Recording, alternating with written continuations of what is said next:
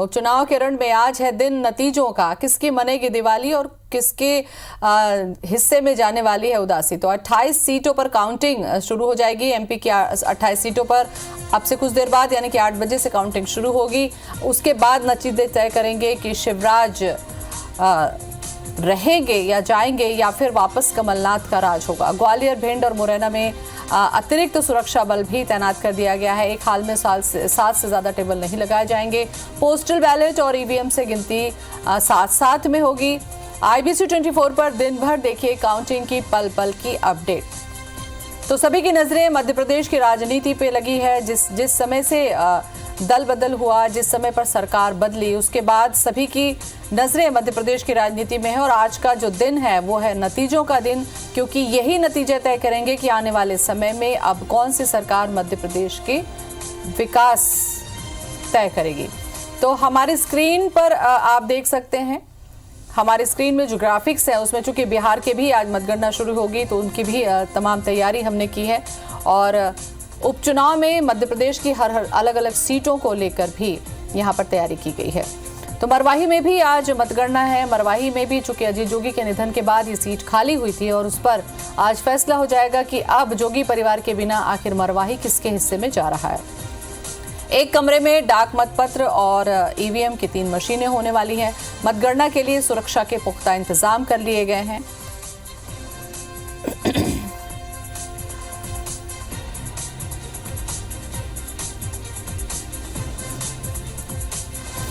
तो हमारे पास में पल पल की अपडेट के लिए हमारे संवाददाता अलग अलग जगहों से आपके लिए खबरें लेकर आ रहे हैं और नजर बनाकर रखे हुए हैं कि कहां पर क्या स्थितियां होंगी। विजेंद्र हमारे साथ में है, दीपक यादव हमारे साथ में जुड़ चुके हैं, नासिर गौरी हैं और सुधीर दंडोतिया हैं। सबसे पहले नासिर, मैं आपके पास जाना चाहूंगी क्योंकि ग्वालियर चंबल सबसे ज्यादा इस बार केंद्र बना हुआ है कि आखिर यहाँ की सीटें किसके हिस्से में जाएंगी। क्या तैयारियां हैं मतगणना की अब तक?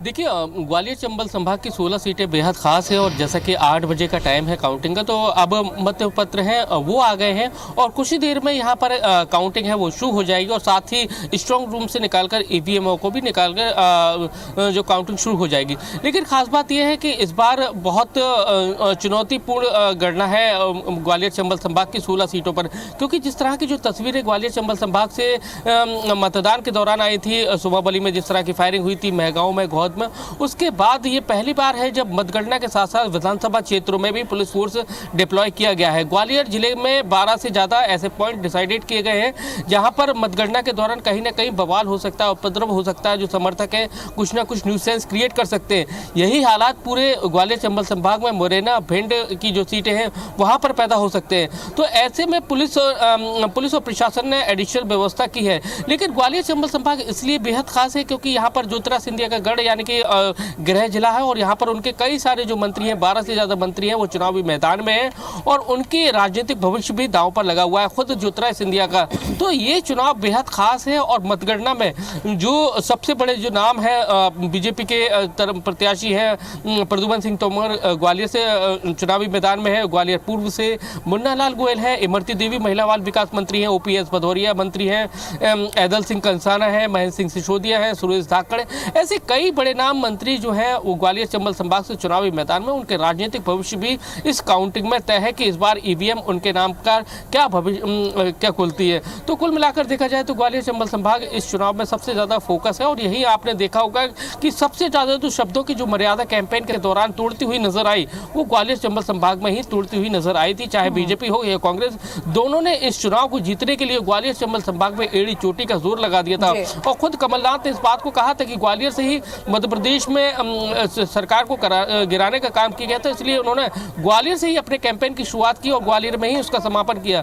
तो इसलिए आप कहा जा सकता है कि ग्वालियर चंबल संभाग की मध्य प्रदेश में डिसाइड करेगा कि मध्य प्रदेश में अगली सरकार है वो किसकी रहेगी। बिल्कुल, दीपक के पास भी चलेंगे। दीपक यादव हमारे साथ में, हमारे संवाददाता बने हुए। दीपक, आप लोगों ने ग्राउंड रिपोर्टिंग की है, इलेक्शन को लेकर बहुत तेजी से यहाँ पर कवरेज भी की थी। आपको लगता है कि जैसा नासिर ने भी कहा कि शब्दों की मर्यादा भी बहुत ज्यादा टूटी है इस बार उपचुनाव में जब प्रचार हुआ, ऐसे में जनता ने, क्या आपको लगता है कि इन शब्दों की टूटती मर्यादा को देखा होगा, दल बदल को देखा होगा, विकास के मुद्दों को देखा होगा, किन मुद्दों को लेकर वोट किया होगा, उस पर चर्चा करेंगे। मतदान की क्या तैयारी है, यहाँ से बातचीत।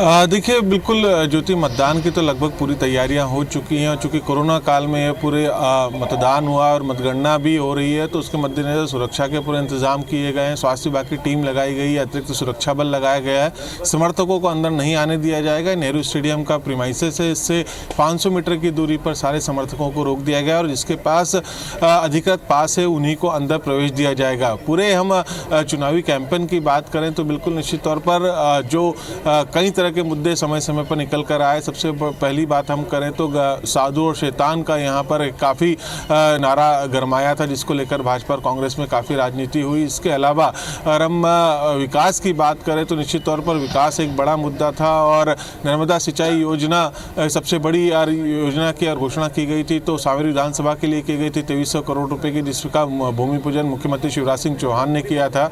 और एक तरीके से कहा जाए कि मालवा निमाड़ में सबसे साख जो लगी हुई है दाव पर, तो यहीं पर इसी विधानसभा पे लगी हुई सबसे हॉट सीट ये रही है। यहाँ पर भाजपा के प्रत्याशी तुलसीराम सिलावट और कांग्रेस के प्रत्याशी प्रेमचंद गुड्डू के बीच में सीधा मुकाबला था। और मतदाता की हम बात करें तो इस बार ज्योति कई तरह की चीज़ें निकल कर सामने आई। हालांकि वोटिंग परसेंटेज ठीक रहा, लेकिन शहरी क्षेत्र में वोटिंग परसेंटेज काफ़ी कम रहा है 2018 के मुकाबले। और इसके अलावा चुनावी जो मतदाता है, हमने भी ग्राउंड रिपोर्ट पर जाने की कोशिश की, अलग अलग मुद्दों पर बात की, लेकिन इस बार मतदाता ने अपने मन की बात को खुलकर नहीं कहा है। और ये कांग्रेस की तरफ से कहा गया कि एक अंडर करंट है, भाजपा की तरफ से कहा गया कि भाजपा के साथ में मतदाता ही जो बड़ा हुआ वोटिंग परसेंटेज है वो उनके अधिक उसमें जाएगा। लेकिन फिलहाल इस बार मतदाता के रुख को पकड़ पाना या मतदाता ने किसकी तरफ अपना मतदान किया है, ये तो मतदाता का रुख को पकड़ने के लिए अब से कुछ देर के बाद में ईवीएम खोल दी जाएंगी, उसके बाद समझ में आ जाएगा। हमारे साथ में विजेंद्र भी बने हुए हैं। विजेंद्र, जैसा कि दीपक ने भी कहा कि इस बार मतदाता बड़ा मौन रहा है, सारे घटनाक्रम को देखा है, उसने प्रचार प्रसार को देखा है, शब्दों की मर्यादा टूटते देखा है। ये जो ईवीएम खुलेगी, मुझे लगता है ये आश्चर्य करने वाले ही नतीजे हो सकते हैं क्या?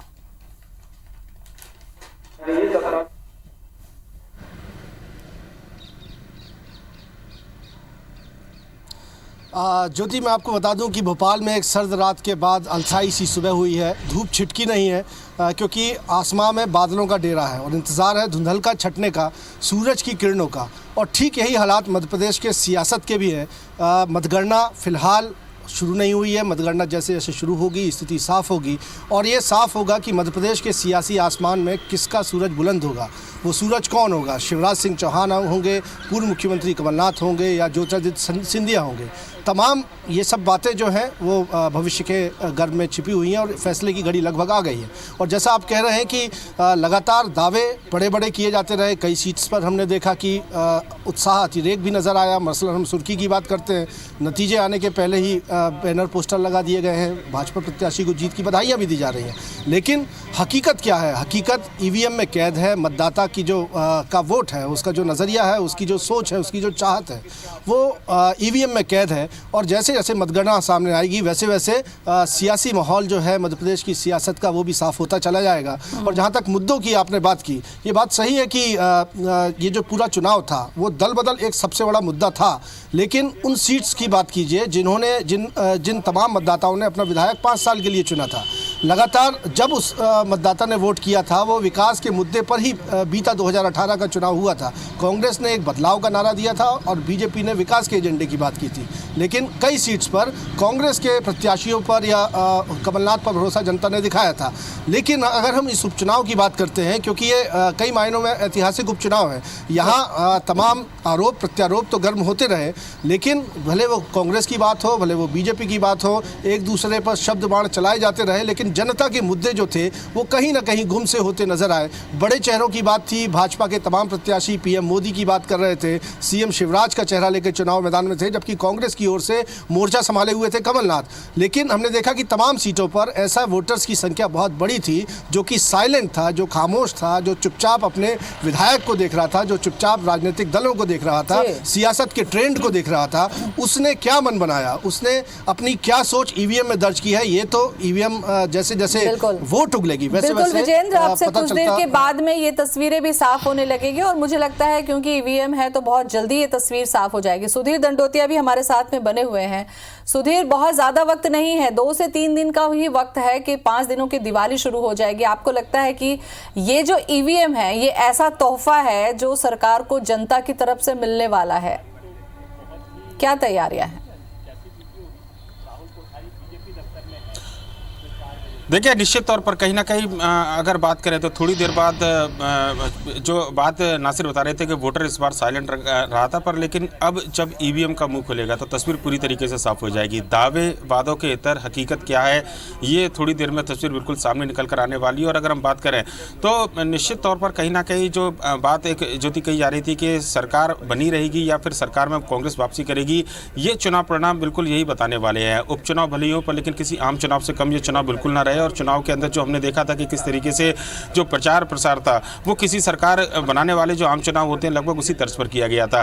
कांग्रेस के लिए थोड़ा सा मुश्किल इसलिए भी हो सकता है कि क्योंकि 28 सीटें कांग्रेस को चाहिए सरकार में वापसी को लेकर, पर लेकिन बीजेपी की राह जो है वो थोड़ी आसान नजर आती है। महज 8 सीटों के साथ सरकार बचाने में बीजेपी पूरी तरीके से सफल रहेगी, पर लेकिन ये सरकार के साथ में क्या साख भी बची रहेगी, चुनाव के जो परिणाम है ये भी तय करेंगे। अगर 8 सीट या 10 सीटें बीजेपी जीत कर आते हैं तो सरकार बचाने में भले ही कामयाब हो, पर लेकिन इतने बड़े दिग्गज नेताओं की मौजूदगी के साथ, जहां पर केवल मुकाबला कांग्रेस में कमलनाथ से हो, वहां पर मुख्यमंत्री शिवराज सिंह चौहान हो या फिर बीजेपी के नेताओं की एक बड़ी लंबी फौज जो है इस चुनाव मैदान में जिस तरीके से नजर आई थी, कहीं ना कहीं उनके एक प्रतिष्ठा का सवाल भी ये चुनाव जरूर साबित होने वाले हैं। और ज्योति, अगर बात करें तो 28 उम्मीदवारों के भाग्य का फैसला तो ये चुनाव को करना ही है, पर लेकिन मध्य प्रदेश के कई बड़े ऐसे चेहरे, सियासी चेहरे जो हैं, उनके राजनीतिक भविष्य और उनके भविष्य का फैसला भी ये उपचुनाव करने वाले हैं। इनमें सबसे बड़ा चेहरा ज्योतिरादित्य सिंधिया का है। जिस तरीके से कांग्रेस का दामन उन्होंने छोड़ा, बीजेपी का दामन उन्होंने थामा और उसके बाद में राज्यसभा के सांसद वो भले ही बने हो, पर लेकिन राजनीतिक तौर पर उनका बीजेपी के अंदर भविष्य क्या रहेगा। ग्वालियर चंबल अंचल जो कि ज्योतिरादित्य सिंधिया के प्रभाव वाला एक क्षेत्र माना जाता था, सबसे ज्यादा चुनाव 16 सीटों पर यहीं पर है और हर दूसरी सीट पर लगभग एक मंत्री चुनाव लड़ रहा है। 8 मंत्रियों की किस्मत इस इलाके में दांव पर लगी हुई है।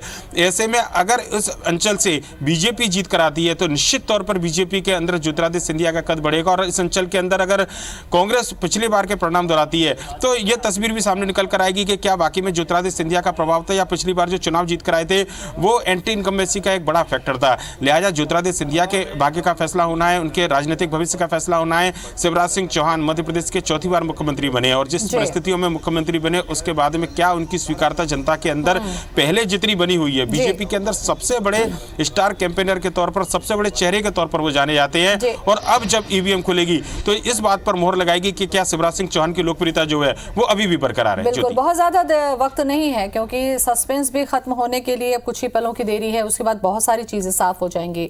सुधीर, हमारे साथ में शरद भी बने हुए हैं पिंडरा से। शरद, चूंकि मरवाही का ये चुनाव है, बिना जोगी परिवार के ये चुनाव है, तो इस बार की यहाँ की भी ईवीएम बड़ा रोमांचक हो सकती है कि क्या वो बीजेपी के खाते में जा रहा है मरवाही इस बार या फिर कांग्रेस? क्या तैयारियां हैं मतगणना की?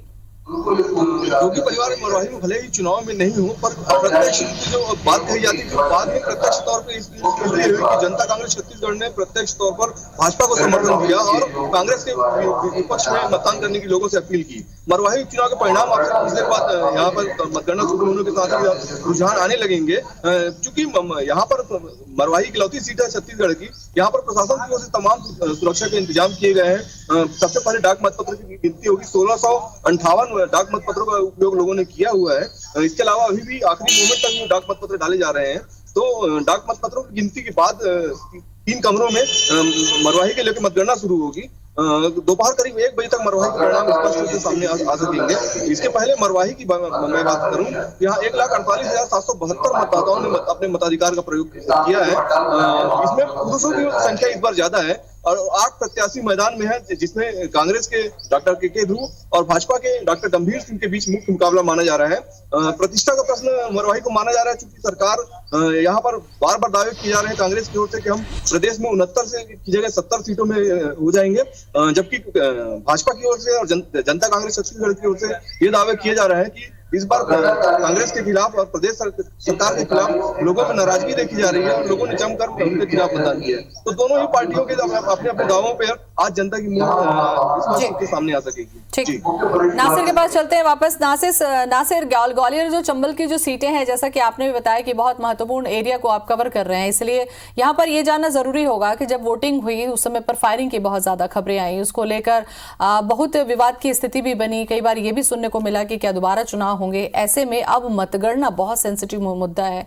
क्या तैयारियां हैं कि किसी भी तरह की कोई अप्रिय स्थिति न हो, कोई विवाद यहाँ पर मतगणना के दौरान ना हो, ये ध्यान रखने के लिए क्या इंतजाम है?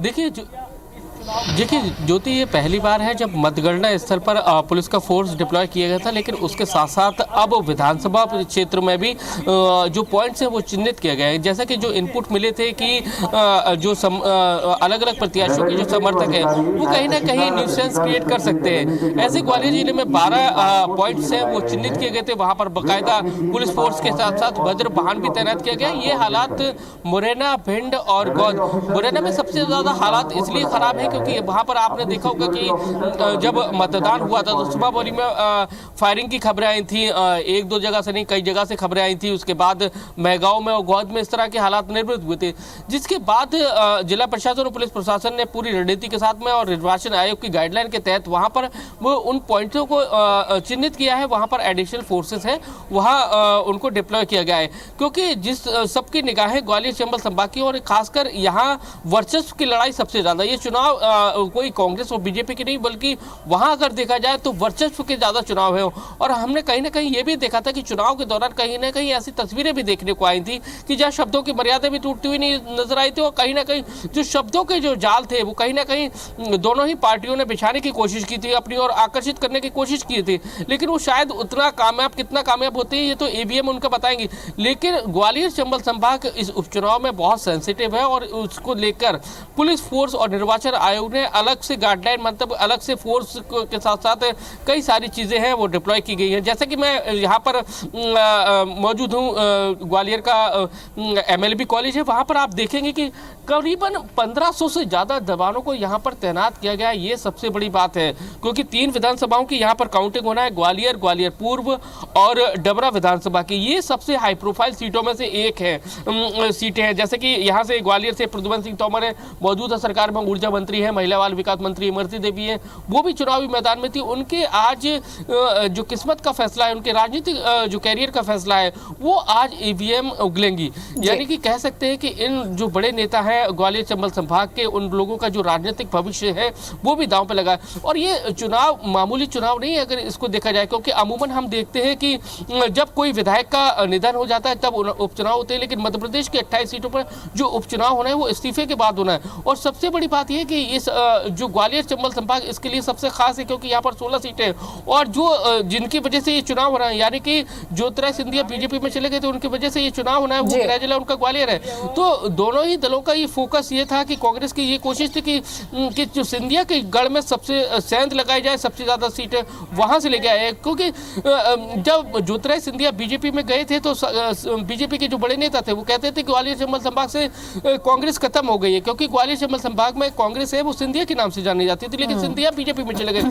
लेकिन कांग्रेस ने इस मिथक को खत्म करने के लिए पूरे एड़ी चोटी का जोर, बिल्कुल नासिर, और क्या ही वो इस कांग्रेस इस मिथ को दूर कर पाती है या नहीं कर पाती है, ये भी आज बहुत सारी चीजें तय होनी है उपचुनाव में।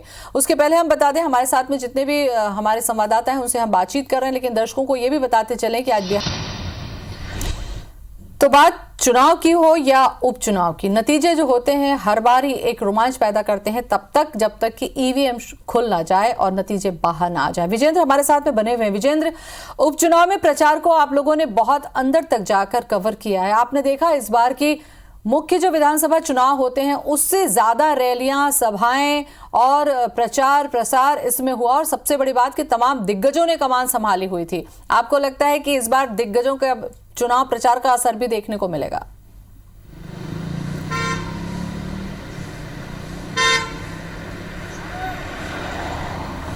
जाहिर सी बात है, तमाम दिग्गज ज्योति इस चुनाव प्रचार के दौरान एड़ी चोटी का जोर लगाते नजर आए, क्योंकि ये ऐतिहासिक लम्हा था पूरे मध्य प्रदेश के लिए। कभी ऐसा नहीं हुआ मध्य प्रदेश में कि 28 सीटों पर उपचुनाव हुआ हो, और ये 28 सीटों का उपचुनाव ऐसा हो जो मध्य प्रदेश का मुख्यमंत्री भी तय करने वाला हो, ये भी तय करने वाला हो कि किस पार्टी का शासन मध्य प्रदेश में होगा।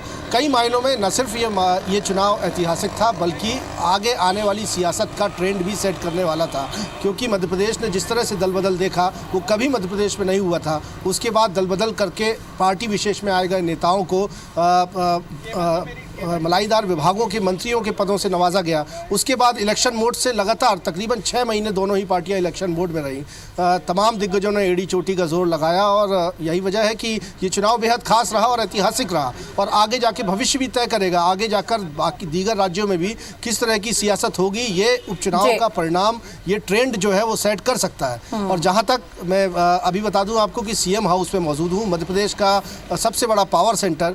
यहाँ अब शिवराज सिंह चौहान बरकरार रहेंगे, आगे भी रहेंगे, या कमलनाथ की वापसी होगी, ये आज मतगणना के बाद पता चलेगा। लेकिन चुनाव परिणाम जो था, बिल्कुल, तो चुनाव परिणाम बहुत सारी चीजों को तय करने वाले हैं। विजेंद्र, पल पल की अपडेट हम आपसे ले रहे हैं और अपने दर्शकों को बताते भी चल रहे हैं, तस्वीरें भी हम आपको दिखा रहे हैं।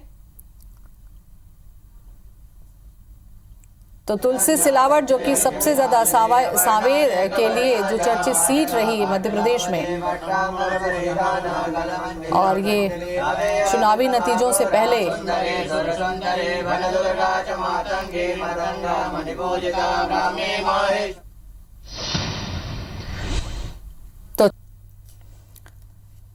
तो तुलसी सिलावट को आप देख रहे हैं। चूंकि बहुत सारे दिग्गजों की किस्मत का फैसला भी होना है, जिस तरीके से कांग्रेस को छोड़कर बीजेपी में गए, उसके बाद जो सबसे ज्यादा चर्चित सीट रही तुलसी सिलावट की, और मुकाबला प्रेमचंद गुड्डू से है। अब ये देखने वाली बात होगी कि ईवीएम यानी कि जनता किसके पक्ष में है, क्योंकि दिग्गजों का भी इसमें सबसे बड़ा राजनीतिक भविष्य भी जो है इस बार उपचुनाव में दांव पर लगा हुआ है। अगर ये अपनी जगह से अपनी सीट नहीं जीत पाते हैं तो फिर इनका राजनीतिक भविष्य क्या होगा?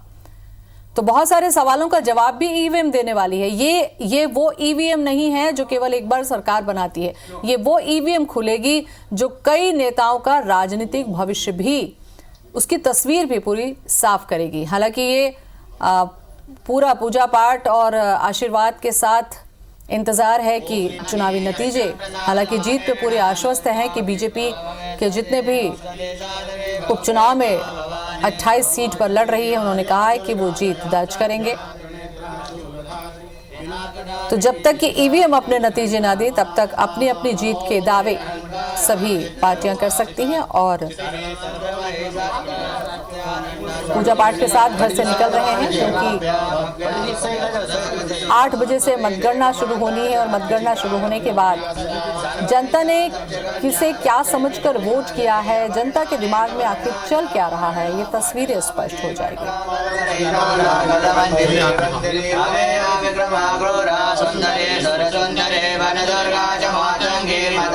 तो छतरपुर के भी बड़ा मलहरा से कांग्रेस प्रत्याशी राम सिया भारती ने भी मतगणना स्थल का जायजा लिया। तो उपचुनाव के मतगणना की पल पल की अपडेट हमारे संवाददाता और हम आप तक पहुंचा रहे हैं।